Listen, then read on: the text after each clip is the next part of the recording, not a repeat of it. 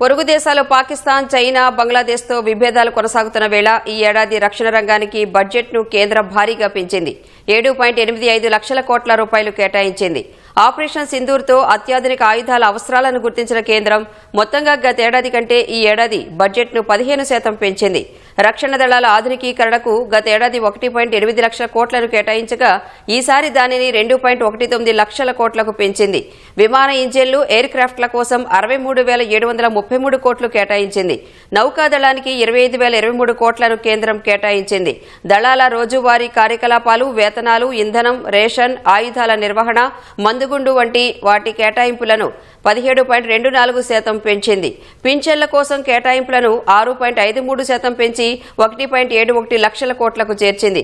జమ్మూ కశ్మీర్లో ఉగ్రవాదంపై నిత్యం పోరాడే రాష్ట్రీయ రైఫిల్స్ కు కూడా నిధులను కేంద్రం పెంచింది. గత 3 ఏళ్లతో పోలిస్తే అత్యధికంగా ఈసారి 255 కోట్లు కేటాయించింది.